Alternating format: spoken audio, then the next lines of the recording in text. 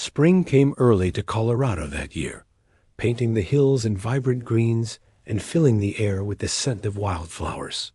Cole stood on his porch, coffee in hand, watching Whisper graze in the pasture below. The horse moved with fluid grace, his golden coat gleaming in the morning sun, showing no lasting effects from his ordeal. Sheriff Thompson rode up the lane, dismounting with the careful movements of a man feeling his age. At 60, he was thinking about retirement, and cases like Cole's had reinforced his desire for a quieter life. "Morning, Cole," he called, accepting the offered cup of coffee. "Thought you'd want to know Balaam's trial concluded yesterday."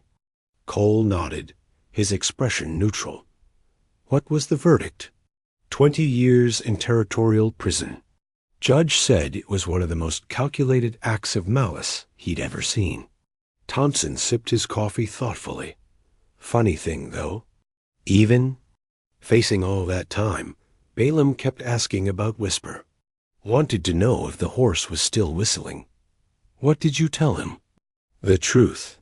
That some bonds can't be broken, no matter how hard you try." They stood in comfortable silence, watching Whisper move through the pasture.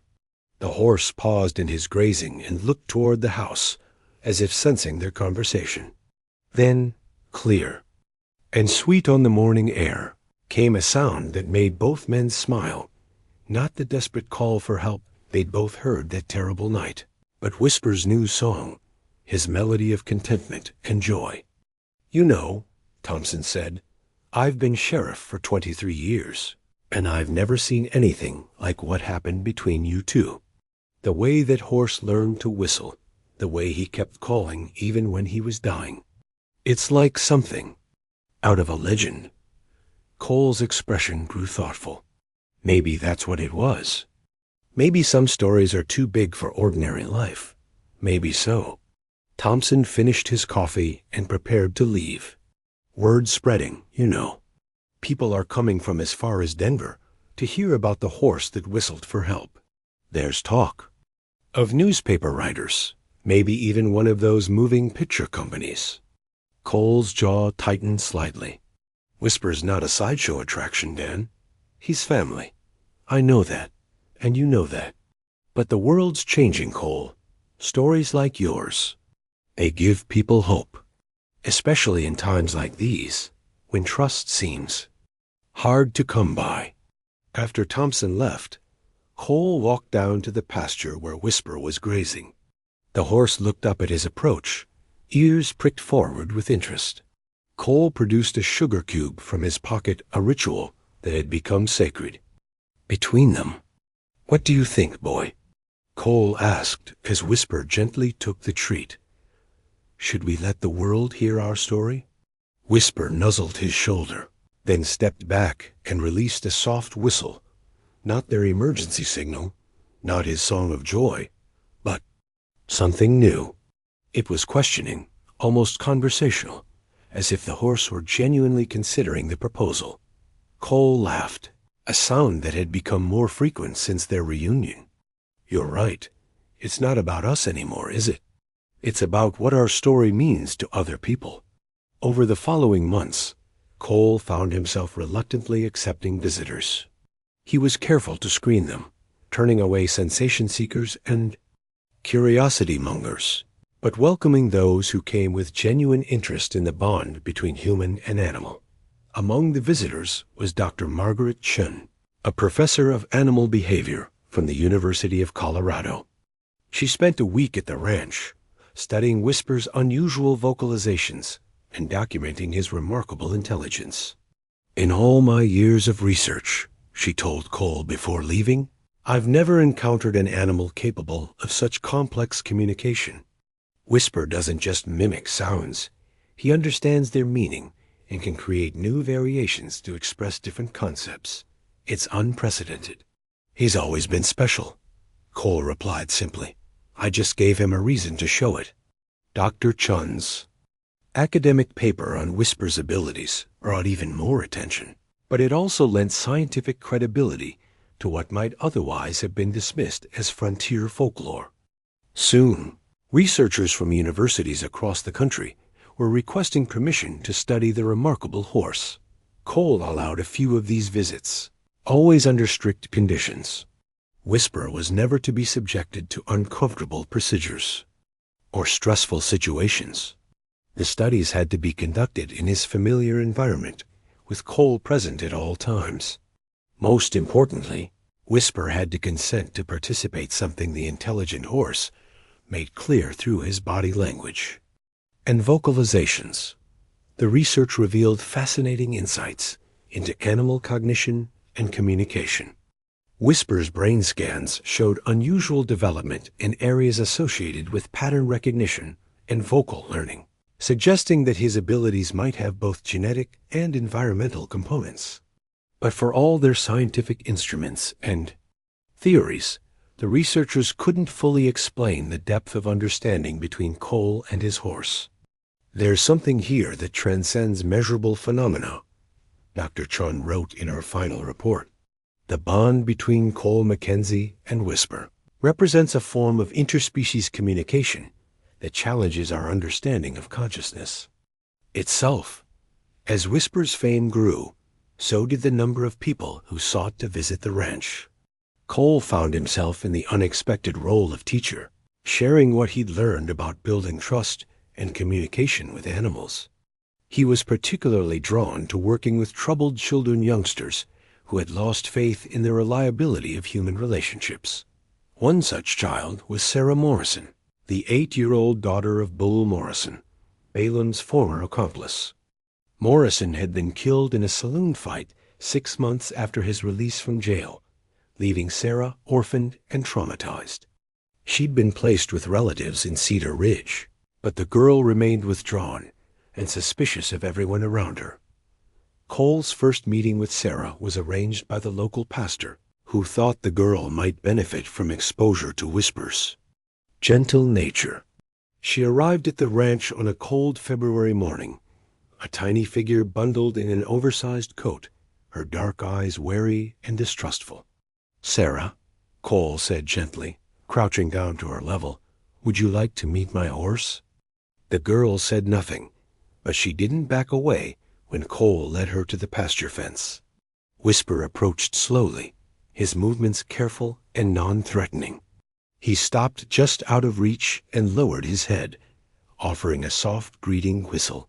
Sarah's eyes widened slightly, the first sign of interest she'd shown since her father's death. Whisper waited patiently, letting the girl decide whether to respond to his overture.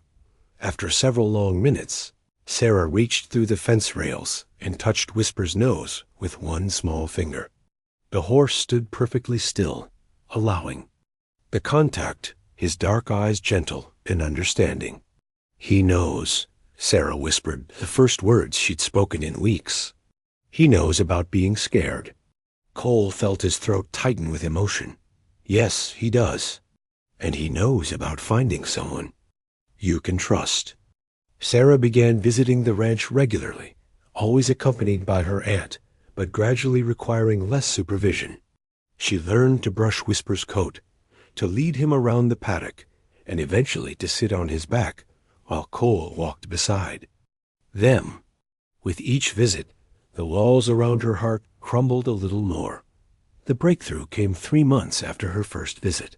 Sarah was sitting on the pasture fence, watching Whisper graze, when she suddenly began to whistle not Cole's complex signal, but a simple, sweet melody she made up on the spot. Whisper's head came up immediately, and he trotted over to investigate this new sound. Sarah giggled, the first time Cole had heard her laugh, and whistled again. Whisper responded with his own gentle whistle. And suddenly, they were having a conversation in a language that needed no translation. "He likes my song," Sarah said, her face bright with wonder. "He loves it," Cole confirmed. "And I think he loves you too." By summer, Sarah had become a regular fixture at the ranch, helping with chores and spending hours with Whisper. Her transformation was remarkable, from a frightened, withdrawn orphan to a confident, joyful child who had found healing in the company of a horse who understood the language of trust. Word of these healing encounters began to spread, and Cole found himself hosting a different kind of visitor. People who brought emotional wounds that conventional medicine couldn't treat. Veterans of the Indian Wars who suffered from persistent nightmares. Widows struggling with overwhelming grief.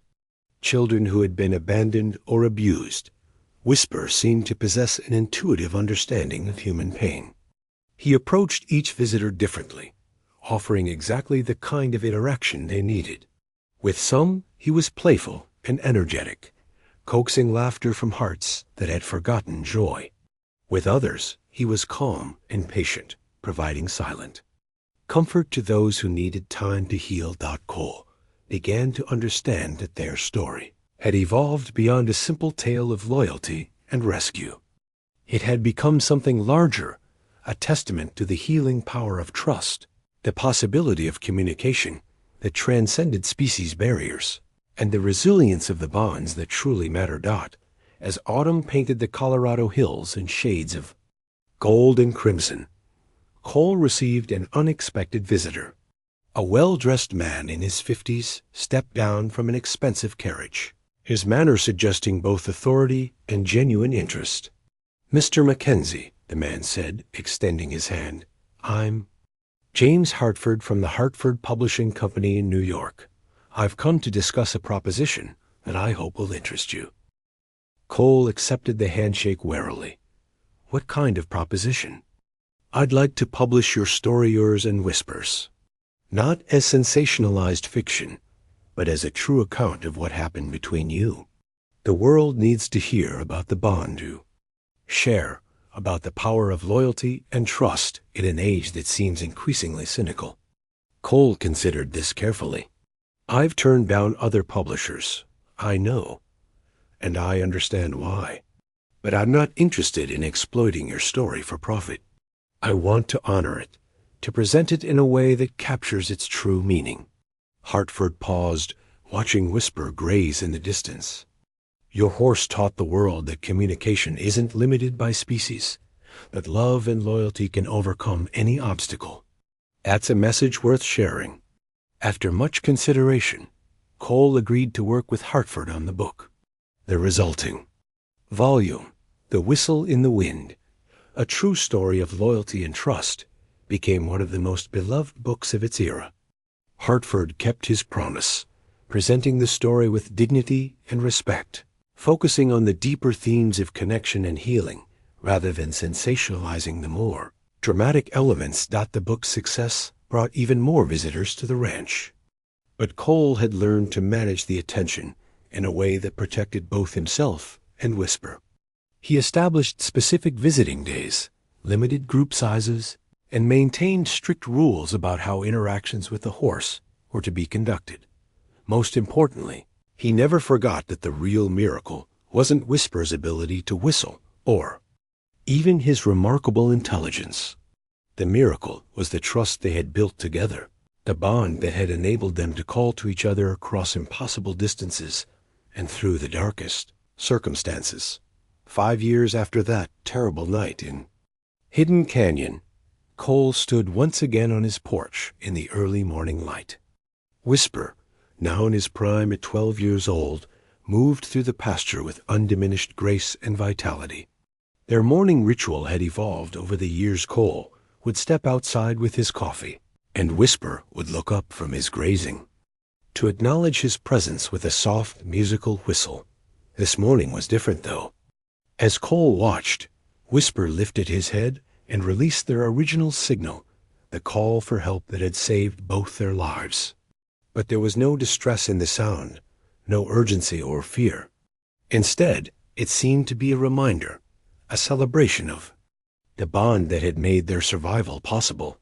Cole set down his coffee and answered with the response whistle, just as he had years ago when he'd heard that desperate call from his jail cell. Whisper trotted over to the fence, his eyes bright with intelligence and affection.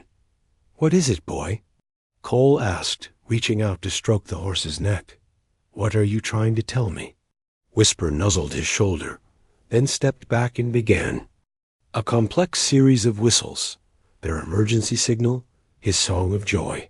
and several variations he'd developed over the years.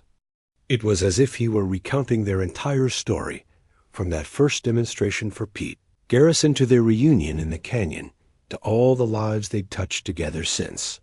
Cole listened with growing understanding. This wasn't just random vocalization. It was Whisper's way of acknowledging the legacy they'd created together.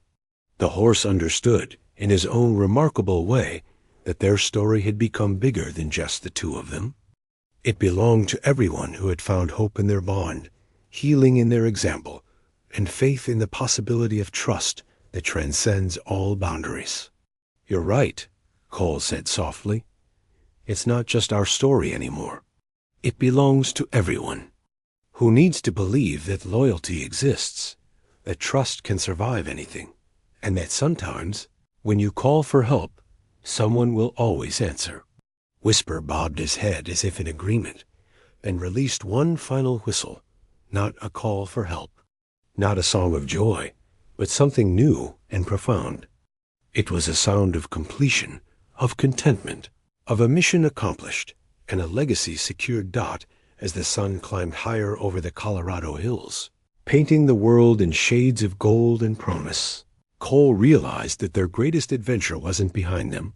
It was ongoing, living in every heart that had been touched by their story, continuing in every act of loyalty and trust that their example had inspired. The whistle in the wind had become eternal, carrying its message of hope across generations. That in a world that could seem cruel and uncertain, there existed bonds that could not be broken, calls that would always be answered, and love that could overcome any obstacle. And in a pasture outside Cedar Ridge, a cowboy and his horse continued their conversation in a language that the whole world had learned to understand, the universal language of trust, loyalty, and unbreakable love. The end author's note: this story is dedicated to all the bonds that sustain us through our darkest hours, and to the quiet heroes, both human and animal, who answer when we call for help. In a world that often seems divided, may we all learn to listen for the whistles in the wind, and may we always find the courage to answer them. Word count: approximately 8,000 words. Chapter 1. The Sacred Bond. The morning sun painted the Colorado hills in shades of amber and gold as Cole Mackenzie stood on the wooden porch of his modest ranch house, coffee steaming in his weathered hands. The silence of dawn was broken only by the distant lowing of cattle and the whisper of wind through the tall grass. He set down his cup and stepped into the yard, his boots crunching softly on the frost-kissed earth. "Watch this, Pete," Cole said, to his neighbor, who had ridden over to discuss grazing rights. Pete Garrison sat astride his bay mari, skepticism written across his sun-weathered face. "I've heard the stories, Cole, but seeing's believing," Pete replied, adjusting his hat against the morning glare. "Folks say that horse of yours is almost human." Cole smiled a rare, genuine expression that transformed his usually serious features. At 32, he was a man of few words and fewer friends, but when it came to Whisper, his reserve melted away completely. He walked to the center of the yard and cupped his hands around his mouth. What emerged wasn't a typical cowboy's whistle or call. Instead, Cole produced a complex, haunting sound, part mourning dove, part meadowlark, part something entirely his own creation. The notes rose and fell in a specific pattern: 3 ascending tones, a pause, 2 descending warbles, another pause, then a final, sustained note that seemed to float on the wind itself. The sound carried across the valley, echoing off the distant canyon walls. Pete frowned, scanning the horizon. "I don't see—" "Wait," Cole said quietly, his eyes fixed on a ridge nearly a mile away. For 30 seconds, nothing. Then a speck of movement appeared on the distant ridgeline. The speck grew larger, resolving into the unmistakable silhouette of a horse in full gallop. The animal moved with fluid grace, leaping streams and dodging boulders as if the rough terrain were nothing more than a well-groomed track. I'll be damned. Pete breathed. Whisper a magnificent buckskin, stallion with a coat like burnished gold, and a mane that flowed like liquid silver thundered into the yard in less than 3 minutes. He didn't slow gradually. Instead, he executed.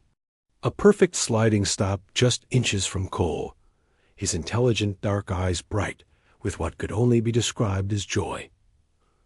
Cole reached up to stroke the horse's neck, and Whisper nuzzled his shoulder with obvious affection. The bond between them was palpable, electric, something that went far beyond the typical relationship between man and naught. How long did it take you to teach him that? Pete asked, still staring in amazement. 3 years, Cole replied, running, his fingers through Whisper's mane. But it wasn't really about teaching. It was about understanding each other. Whisper's smarter than most people I know. That whistle isn't just a call. It's our language. What's it mean? Cole's expression grew solemn. It means I need you. Simple as that. If I ever use that whistle, it means I'm in trouble and need help. And if Whisper ever learns to make that sound... He paused, the thought seeming almost absurd. Well, I suppose it would mean the same thing. Pete laughed. A horse whistling? That's a stretch, even for Whisper. But Cole didn't laugh. His hand rested protectively on Whisper's neck, and his eyes held a gravity that Pete didn't quite understand. You'd be surprised what he's capable of when it matters.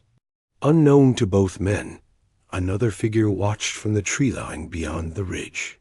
Jeremiah Balaam sat motionless on his black stallion, a pair of field glasses trained on the scene below.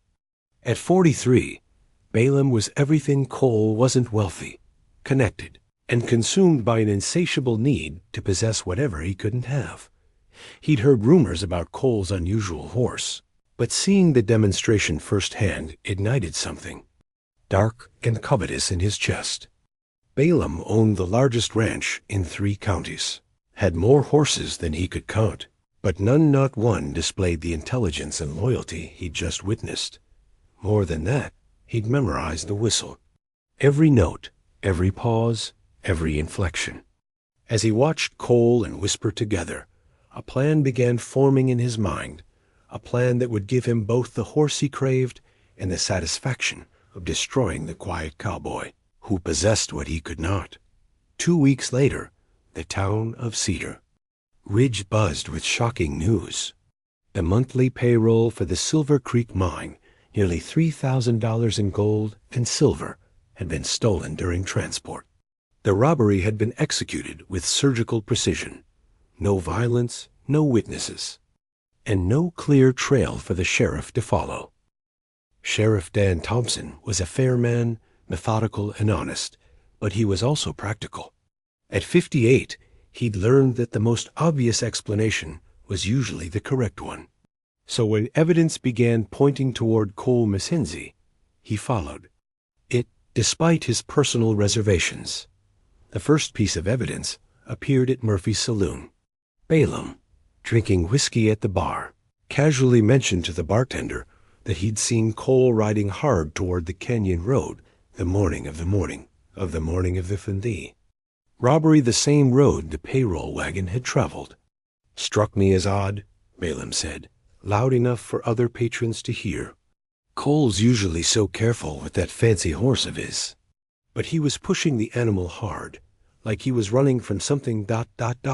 or toward something. The second piece came when young Tommy Walsh, Balaam's newest ranch hand, nervously approached the sheriff's office. The boy was clearly frightened, wringing his hat in his hands as he spoke. "I don't want to get nobody in trouble, Sheriff," Tommy stammered, but Mr. Balaam said, "I should tell you what I saw." "What's that, son?" "Well, I was fixing fence near Willow Creek yesterday, and I found this." Tommy produced a distinctive silver, spur the kind with a unique star pattern that Cole was known to wear. It was half buried in the mud near where the payroll wagon would have stopped to water the horses. Thompson examined the spur carefully.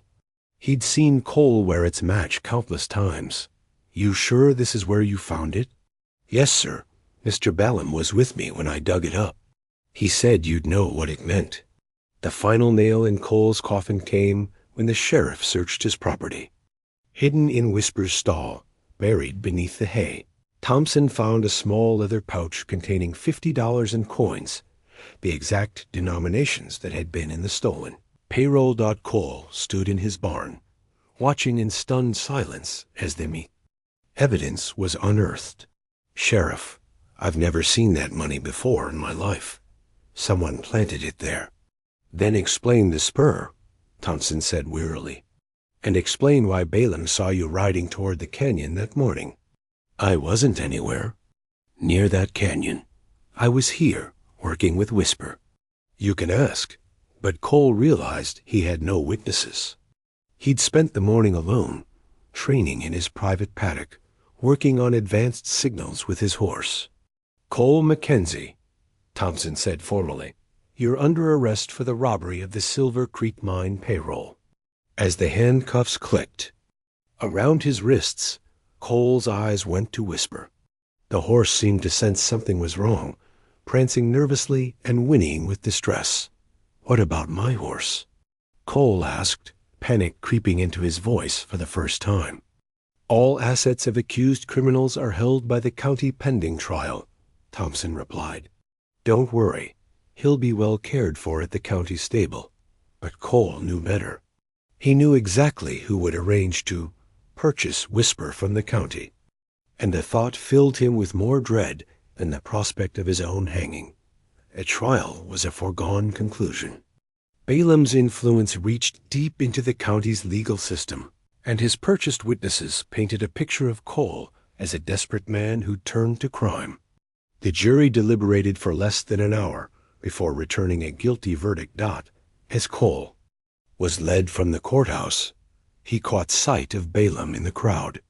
The man's expression was one of cold satisfaction, and Cole knew with certainty that he'd been expertly, thoroughly framed. But worse than the prospect of prison or death was the knowledge that Whisper was now in the hands of the man who'd orchestrated this entire scheme. The county jail in Cedar Ridge was a modest stone building with 4 cells, usually occupied by drunks and minor troublemakers. Cole found himself in the back cell, with barred windows that faced west toward the mountains toward home. Sheriff Thompson had arranged for Balaam to legally purchase Whisper from the county, citing the need to recover some of the stolen funds. The transaction was completely above board, at least on paper. Balaam paid fair market value and promised to provide the horse with excellent care. Cole knew it was all a lie, but he was powerless to stop it. 3 days after his conviction, as he sat on the narrow cot in his cell, Cole heard the sound of hoofbeats in the street. He rushed to the window and saw Balaam riding past, leading Whisper on a rope. The horse was fighting the restraint, rearing and pulling, his eyes wild with confusion and betrayal. Easy, boy, Cole whispered through the bars, though he knew Whisper couldn't hear him. Easy. But Whisper seemed to sense something. The horse's head turned toward the jail, and for a moment their eyes met across the distance. The connection was brief, but electric, a moment of recognition and shared anguish that cut Cole deeper than any physical wound. Then Balaam jerked the rope hard, forcing Whisper to follow, and they disappeared around the corner. That night, Cole barely slept. He knew Balaam's reputation with horses. The man believed in breaking an animal's spirit through force and intimidation. The thought of Whisper, confused and frightened, subjected to such treatment, was almost unbearable. The days that followed were the longest of Cole's life. His execution was scheduled for the end of the month, but he found himself caring less about his own fate than about Whisper's welfare. He'd created something beautiful and pure in his partnership with the horse, and watching it be destroyed by Balaam's cruelty was a torture worse than any physical punishment. Sheriff Thompson visited regularly, not out of friendship, but from a sense of duty. Despite the evidence, something about the case troubled him. "Cole," he said during one visit, "I've known you for 5 years. You're many things proud, stubborn, maybe too attached to that horse, but I never took you for a thief." "Because I'm not," Cole replied quietly. "But I understand why you can't believe that. The evidence was thorough." "Too thorough, maybe," Thompson mused. Convenient how it all fell into place. But even if the sheriff harbored doubts, it was too late to matter. The legal process had run its course, and Cole's fate was sealed. 2 weeks into his imprisonment, Cole learned the truth about what Balaam was doing to Whisper. Tommy Walsh, the young ranch hand who'd found the planted spur, appeared at the jail late one night. The boy's face was pale with guilt and fear. "I'm sorry, Mr. Mackenzie," Tommy whispered through the bars. "I'm so damn sorry. Mr. Balaam made me lie about finding that spur. He said he'd ruin my family if I didn't do it." Cole gripped the bars. "What's he doing with my horse, Tommy?" The boy's eyes filled with tears. "Terrible thing, sir. He's got Whisper tied up in Hidden Canyon, trying to break him. The horse won't eat, won't let nobody near him. Mr. Balaam's getting angry, talking about putting him down if he can't make him submit." Cole's world tilted. Hidden Canyon was a remote box canyon on Balaam's property, miles from any traveled road. If Balaam killed Whisper there, no one would ever know. "How long has he been there?" Cole asked urgently. 4 days now, without food or water. Mr. Balaam says he'll break or die, and he don't much care which." After Tommy left, Cole paced his cell like a caged wolf. Everything he'd feared was coming to pass, and he was powerless to stop it. The thought of Whisper loyal, intelligent, trusting Whisper dying alone and afraid in that canyon was agony beyond description. He'd taught the horse to call for help, but how could Whisper summon someone who was locked behind iron bars? On the 16th night of his imprisonment, Cole lay sleepless on his cot, staring at the ceiling. A storm was building outside, and the wind howled through the jail's stone walls with increasing intensity. Thunder rumbled in the distance, and rain began pattering against the barred windows. He'd made his peace with death, his own death, at least. But the thought of Whisper suffering because of his inability to protect him was a wound that wouldn't heal. He'd failed his most loyal companion, the one being in the world who trusted him completely. As the storm reached its peak, Cole heard something that made his blood freeze in his veins. At first, he thought it was the wind, a strange whistling sound carried on the gusts. But as he listened more carefully, his heart began to pound. The sound came in a pattern: 3 ascending tones, a pause, 2 descending warbles, another pause, then a final, sustained note. It was the whistle, their whistle. But that was impossible. Cole leaped from his cot and pressed his face against the window bars. The sound came again, fainter this time, almost lost in the storm's fury. But there was no mistaking it. Somehow, impossibly, Whisper had learned to produce their secret call, and he was using it. The realization hit Cole like a physical blow. Whisper was calling for help, not just crying out in pain or fear, but deliberately using the signal they'd established. The horse understood what it meant, understood that it was a way to summon aid in times of desperate need.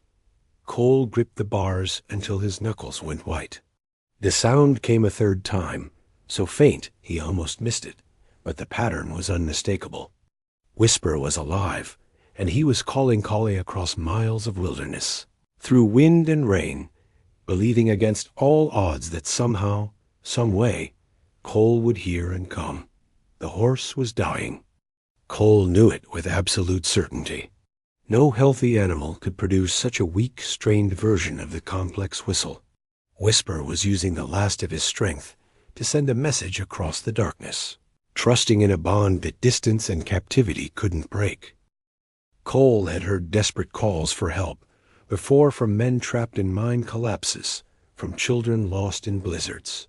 But nothing had ever pierced his soul like this faint, impossible whistle carried on the storm wind. His friend, his partner. His family was dying alone, and the only thing keeping the horse alive was the hope that Cole would somehow answer Dot in that moment. Cole's perspective shifted completely. He was no longer a condemned man facing execution. He was a rescuer who'd received a distress call. The legal proceedings, his own fate, even his innocence, none of it mattered anymore. The only thing that mattered was answering Whisper's call. He'd spent weeks accepting his helplessness, but now that acceptance crumbled like a dam bursting. Whisper had found a way to reach him across an impossible distance. Now Cole had to find a way to reach back. The storm raged through the night, but Cole heard the whistle 2 more times before dawn, each call weaker than the last. By morning, the wind had died, and the rain had stopped, but an even more terrible silence had fallen. Cole didn't hear the whistle again. Sheriff Thompson arrived at the jail that morning to find Cole transformed.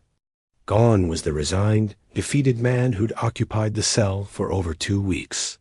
In his place stood someone driven by a purpose so intense it was almost frightening. "Sheriff," Cole said the moment Thompson entered, "I need to tell you something.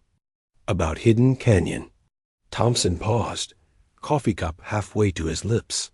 "What about it?" "That's where Balaam has my horse. And that's where you'll find the real stolen payroll money." "Cole, you're grasping at straws. Last night, during the storm, I heard Whisper calling. He's learned to make our signal whistle, and he's using it to call for help. Balaam's been torturing him for weeks, and the horse is dying." Thompson set down his coffee and studied Cole's face. The man wasn't raving or desperate. He was stating facts with calm certainty. "Even if that were true, there's nothing I can do. Your trial is over. Your appeal was denied." "Then don't do it as a sheriff," Cole interrupted. "Do it as a man who knows right from wrong. Ride to Hidden Canyon and see for yourself. I can't just leave you here unguarded to go chasing phantoms." Cole's eyes hardened. "Then you won't have to." That afternoon, when Thompson brought Cole's meal, he found the cell empty. The window bars had been worked loose a feat that should have been impossible without tools.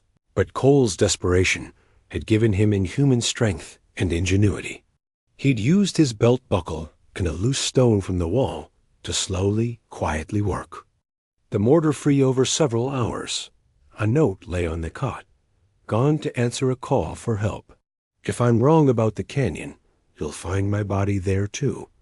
If I'm right, you'll find the truth." Thompson cursed and immediately organized a posse, but Cole had several hours head start, and he knew the country better than anyone. More importantly, he was moving with the single-minded focus of a man who'd heard his family crying for help. Cole had no horse, no supplies, and no weapons. What he had was an iron will, and the memory of that fading whistle growing weaker with each repetition. He struck out across the wilderness on foot, following game trails and creek beds, using every skill he'd learned in 32 years of frontier life. The journey to Hidden Canyon was brutal.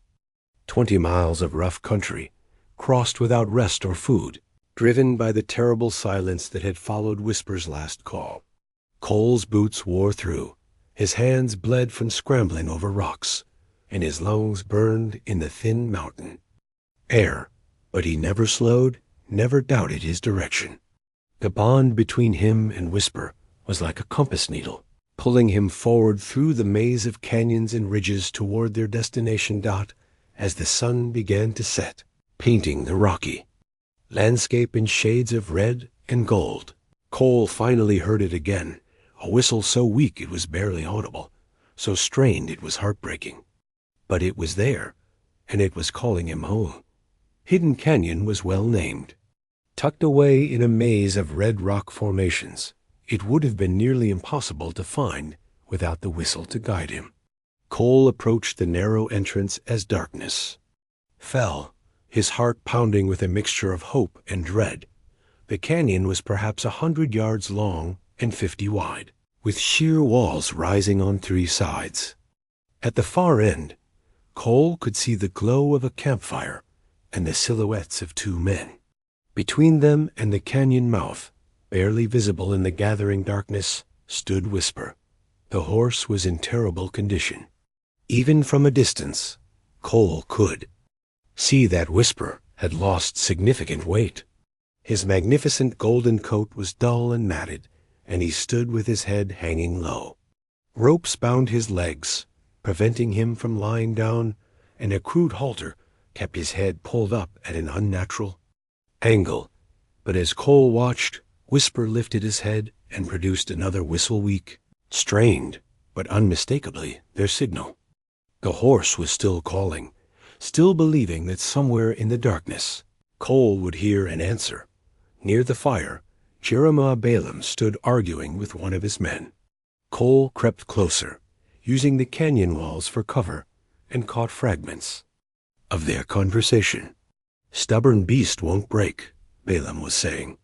3 weeks of this, and he still won't accept the bit. "Maybe we should just let him go, boss," the other man suggested. "He ain't worth dying for." "No," Balaam's voice cracked like a whip. "I've invested too much in this. That horse will submit or he'll die. I won't be beaten by an animal. He's been making those weird sounds all day," the man continued nervously. "Gives me the chills. Almost sounds like he's calling for something." Balaam laughed bitterly.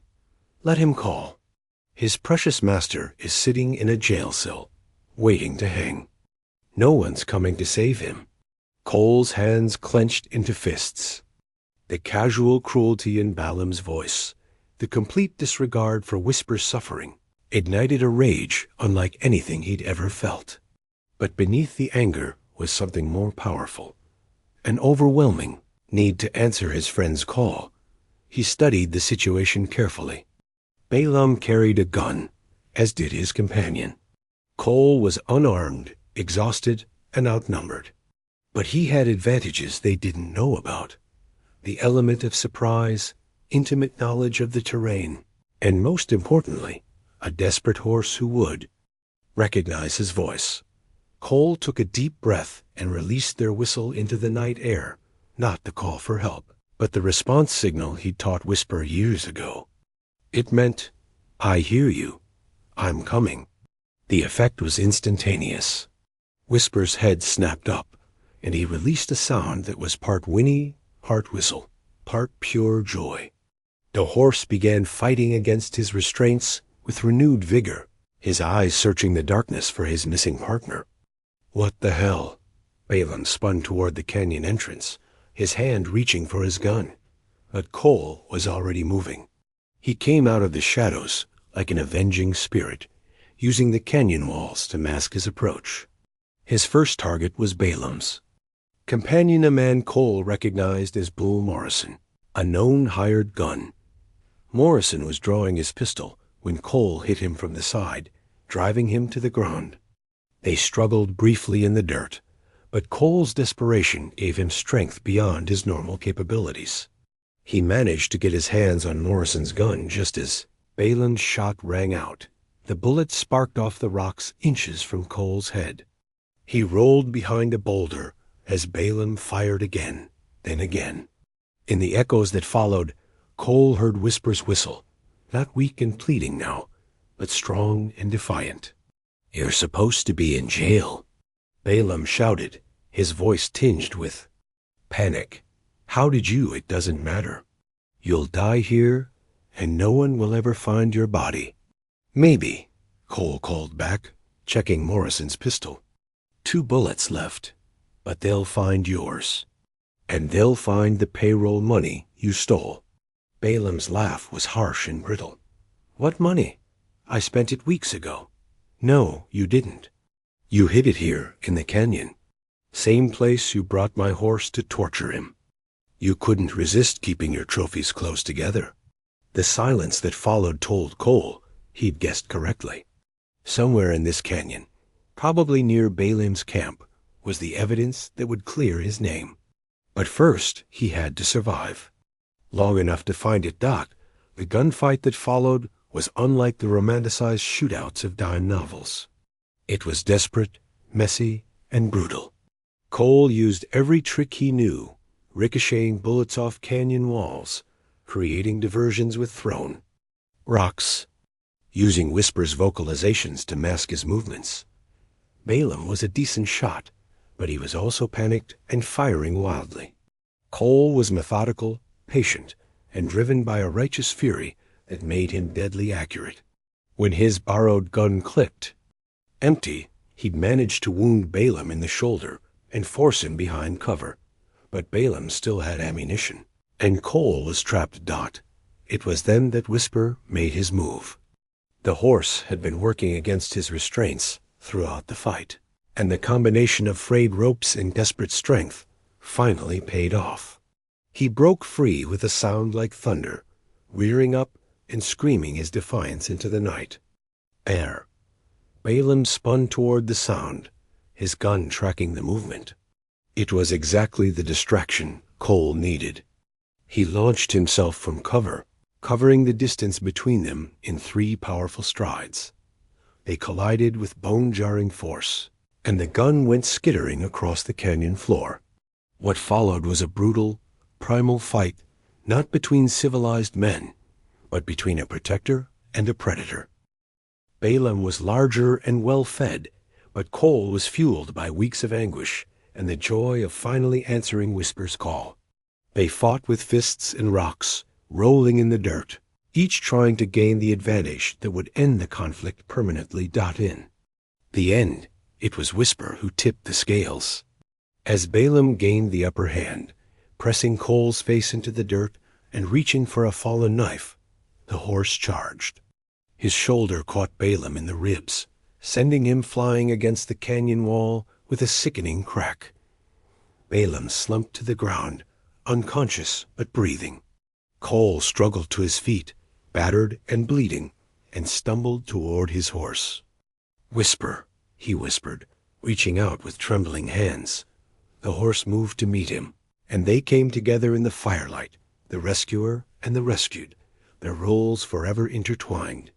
Cole wrapped his arms around Whisper's neck, feeling the horse's warmth and strength, hearing the steady beat of his heart. "I heard you calling," Cole whispered into the horse's mane. "I heard you, and I came." Whisper nuzzled his shoulder, producing a soft sound that wasn't quite a whistle, but conveyed everything that needed to be said. They were together again, and that was enough. Sheriff Thompson and his posse arrived at Hidden Canyon just as dawn was breaking over the red rock walls. They found a scene that told the whole story. Balaam unconscious and tied up with his own rope, Bull Morrison nursing a broken arm, and Cole tending to his injured horse by the dying campfire. But it was what Thompson found in Balaam's saddlebags that truly vindicated Cole. The stolen payroll money was there, not all of it, but enough to prove beyond doubt who the real thief was. More damning still was a notebook in Balaam's handwriting, detailing his plan to frame Cole and acquire Whisper. "I planted the spur myself," Balaam confessed later, faced with overwhelming evidence. His shoulder was broken, his schemes unraveled, and his reputation destroyed. "I bribed Tommy Walsh to lie about finding it. I wanted that horse, and I wanted Cole out of the way." "Why?" Thompson asked, though he suspected he already knew. Balaam's eyes were wild with obsessive fury. "Did you see what that animal could do? The way he responded to Cole's whistle? I've never seen anything like it. I had to have him. Don't you understand? I had to break him and make him mine." But as Thompson looked at Cole and Whisper together, he knew that some bonds couldn't be broken, no matter how much force was applied. The connection between the cowboy and his horse transcended ownership or training. It was something deeper, something that could survive separation, betrayal, and even death. The journey back to Cedar Ridge was slow and careful. Whisper was weak. From his ordeal, barely able to carry his own weight, much less a rider. Cole walked beside him every step of the way, offering water and encouragement, never leaving his side. When they finally reached the town, news of Cole's vindication had already spread. The people who'd condemned him just weeks before now looked shamefaced and apologetic. Cole accepted their apologies with quiet dignity, but his attention remained focused on his horse. Dr. Elizabeth Hartwell, the town's veterinarian, examined Whisper thoroughly and delivered a cautious prognosis. "He's severely dehydrated and malnourished," she told Cole. "His spirit kept him alive, but his body has taken a terrible beating. It'll be weeks before he's fully recovered, if he recovers at all." Cole nodded, unsurprised. He'd seen the toll that Balaam's cruelty had taken on his friend, but he'd also seen the strength that remained in Whisper's eyes, the unbroken trust that had enabled the horse to call across impossible distances. "He'll recover," Cole said with quiet certainty. "We both will." The weeks that followed were a time of healing for both Cole and Whisper. Cole had been officially pardoned and his property restored, but the legal vindication mattered less to him than the gradual return of his horse's health and spirit. He moved Whisper into the box stall closest to the house, where he could monitor his recovery around the clock. The horse ate little at first, and his magnificent coat remained dull and lifeless. But slowly, gradually, the spark began to return to his eyes. The first sign of real progress came 2 weeks after their return. Cole was mucking out the stall when he heard a familiar sound, weak and rusty, but unmistakable. Whisper was attempting their whistle, not as a call for help this time, but as a greeting, a recognition of their renewed partnership. Cole dropped his shovel and moved to the horse's side. "That's right, boy," he murmured, stroking Whisper's neck. "We're home. We're both home." Word of their story had spread beyond Cedar Ridge, attracting visitors from neighboring towns who wanted to see the horse that could whistle for help. Cole turned them all away politely but firmly. Whisper had been through enough. He didn't need to be treated like a curiosity or a circus act, but there was one visitor Cole couldn't refuse. Tommy Walsh appeared at the ranch one evening, hat in hand, tears streaming down his young face. "Mr. Mackenzie," the boy stammered, "I'm so sorry. I know sorry don't fix what I did, but I had to say it. Mr. Balaam threatened my ma and little sister. I didn't know what else to do." Cole studied the boy for a long moment, then nodded toward the barn. "Come on, Tommy. I want to show you something." They walked to Whisper's stall together. The horse looked up at their approach, his condition visibly improved from weeks of careful nursing. Cole produced a sugar cube from his pocket and offered it to Whisper, who accepted it with gentle lips. "Whisper here forgave me for not being there when he needed me," Cole said quietly. "I reckon if he can forgive that, I can forgive you for being scared." Tommy's relief was palpable. "Is there anything I can do? Any way to make it right?" Cole considered this. "You could help me with his recovery. He needs exercise, but gentle exercise. Walking him around the paddock, brushing his coat. It would give me time to repair some of the damage to the ranch." And so Tommy became a regular presence at the ranch, working off his guilt through dedicated service to the horse he'd helped condemn. It was good for both of them. Tommy found redemption in honest work, and Whisper benefited from the additional attention and care. As autumn turned to winter, Whisper's strength returned. His coat regained its golden luster, his step became lighter, and most importantly, his spirit seemed fully restored. The bond between him and Cole was stronger than ever, forged in the crucible of separation and tested by the ultimate trial of trust.